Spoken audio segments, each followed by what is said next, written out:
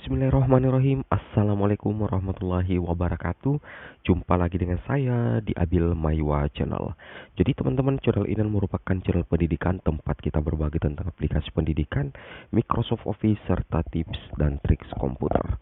Jadi baik teman-teman, pada video kali ini kembali lagi admin akan berbagi sebuah video informasi terkait solusi kelulusan ASN P3K untuk guru honorer yang lolos passing grade tahap 2 dan 3 tetapi kalah perankingan nilai terbaik seperti itu ya. Jadi ini tentunya informasi yang cukup ditunggu-tunggu oleh teman-teman guru honorer. Kira-kira seandainya teman-teman tetap lulus passing grade baik itu di tahap 2 dan 3 tetapi ternyata teman-teman masih kalah perankingan nilai terbaik, bagaimana nasib kita ke depannya meskipun posisi kita pada saat ini adalah lulus passing grade. Ini yang banyak dipertanyakan oleh kalangan ya. Banyak dipertanyakan oleh guru-guru honorer yang mengikuti seleksi P3K baik itu di tahap pertama, tahap kedua, tentu saja tahap yang ketiga. Seperti itu teman-teman ya. Oke, tanpa berbasa-basi lagi di sini kita coba mendapatkan informasi resminya dari admin Kemendikbudristek. Oke. Jadi di sini kami sudah mempertanyakan langsung di admin layanan Kemdikbudristek. Jadi admin layanan Kemdikbudristek itu berbasis Telegram yang disediakan oleh pihak Kemendikbudristek untuk mempercepat informasi-informasi valid yang ingin ditanyakan oleh rekan-rekan guru honorer terkait seleksi P3K guru tahun 2021. Seperti itu ya. Jadi di sini kita menghubungi via Telegram teman-teman ya. Nah, di sini admin bertanya dengan posisi sebagai peserta. Admin mengatakan bahwa kira-kira apa solusinya jika teman-teman guru honorer lolos passing grade tetapi gagal kalah perankingan di tahap kedua dan tahap ketiga. Di sini dijawab langsung oleh admin layanan Kemdikbudristek. Di sini katakan selamat malam. Selamat datang di layanan Kemendikbud dengan Ferdi ya. Jadi adminnya atas nama Ferdi. Ini lelen teman-teman ya. Bagi guru yang sudah memenuhi passing grade namun belum mendapatkan penempatan ya. Berarti istilah di sini kenapa dia belum mendapatkan penempatan karena kalah persaingan pada saat seleksi tahap 2 dan tahap 3. Maka setelah tahap 3 akan ada optimalisasi. Nah, ini yang harus dipahami ya. Bahwasanya untuk optimalisasi itu setelah tahap 3 dilaksanakan ya. Jadi optimalisasi itu dilaksanakan setelah tahap yang ketiga. Itu yang harus teman-teman pahami ya. Seperti itu. Nah, di sini kita coba lanjutkan. Bahwasanya optimalisasi itu adalah penempatan berdasarkan kebutuhan guru. Nah, jadi optimalisasi itu adalah penempatan berdasarkan kebutuhan guru. Nah, di sini pihak Kemdikbudristek dengan itu kami akan memberikan kesempatan bagi guru-guru yang telah memenuhi ambang batas untuk mendapatkan penempatan berdasarkan ketersediaan formasi yang tersisa dari keseluruhan tahap tes dan memberikan kesempatan pada guru-guru tersebut untuk mengabdi dan tentunya mengabdi dan menjadi ASN P3K. Ini tentunya menjadi kabar yang sangat menggembirakan bagi teman-teman guru honorer nantinya ya, karena di sini akan ada kesempatan ya bagi teman-teman guru honorer yang telah lulus telah lulus passing grade tetapi tidak lolos menjadi ASN P3K itu 2 dan 3. Entah itu karena teman-teman kalah persaingan ya. Yang jelasnya teman-teman itu tetap dinyatakan lolos passing grade.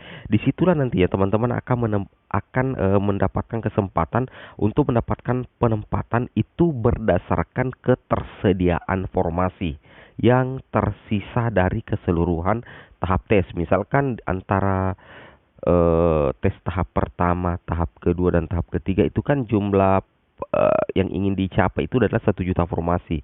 Nah, ketika setelah tahap ketiga ternyata masih ada formasi yang tersisa sekitar 200.000 yang belum terisi ya, maka istilahnya ke 200.000 itulah nantinya yang akan dioptimalisasi untuk teman-teman guru honorer yang lulus passing grade. Nah, nanti akan disesuaikan dengan kebutuhan sekolah itu, maka disitulah nantinya teman-teman akan ditempatkan. Nah, seperti itu ya, itu yang harus teman-teman pahami.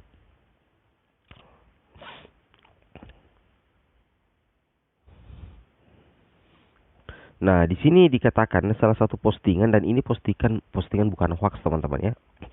Di sini ilustrasinya, jika Anda lolos passing grade namun kalah pada formasi yang Anda pilih, di akhir tahapan pemerintah akan memberikan jatah P3K kepada Anda. Nah, ini sangat luar biasa ya. Nah, jika Anda lolos passing grade, tapi intinya di sini adalah wajib ya. Ada kewajiban yang harus teman-teman penuhi.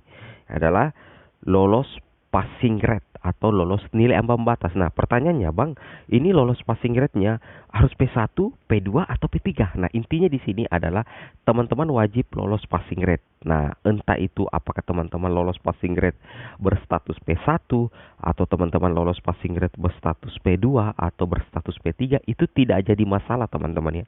Itu tidak jadi masalah karena antara P1, P2 dan P3 itu adalah nilai ambang batas atau passing grade resmi.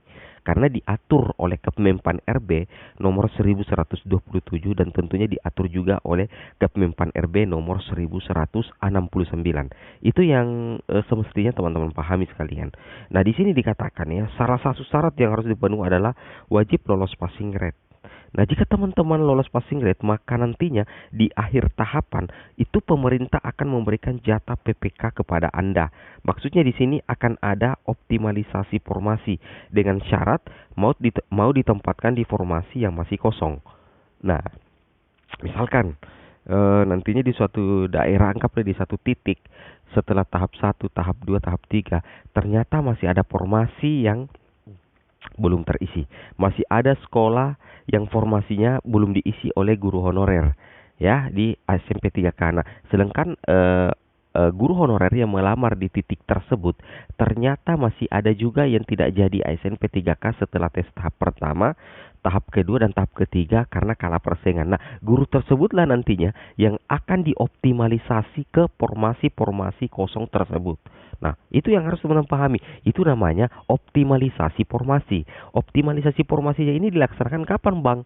Nah, pastinya itu setelah tahap ketiga, teman-teman ya, setelah tahap ketiga. Nah, itu yang harus teman-teman pahami sekalian ya. Oke, it's okay ya, seperti itu.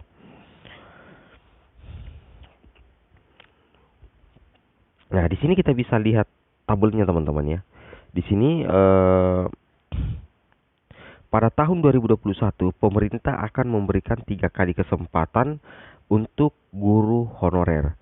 Nah, di sini ujian pertama tidak lolos formasi, kemudian tidak lolos formasi di sini akan memilih formasi.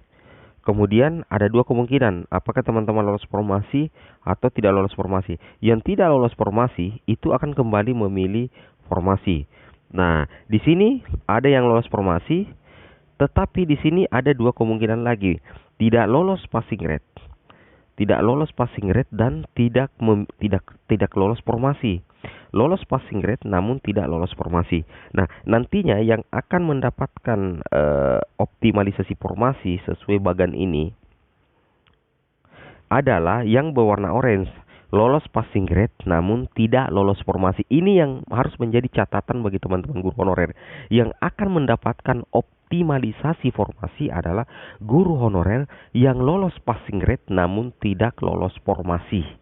Nah, bukan guru yang tidak lolos passing grade. Jadi bagi teman-teman yang tidak lolos passing grade dan juga tidak lolos formasi, nah itu tidak mendapatkan optimalisasi karena teman-teman tidak lolos passing grade. Jadi yang mendapatkan adalah tentunya yang lolos passing grade. Seperti itu teman-teman ya. Oke, mungkin cukup sampai di sini videonya. Semoga bermanfaat. Assalamualaikum warahmatullahi wabarakatuh. Next time.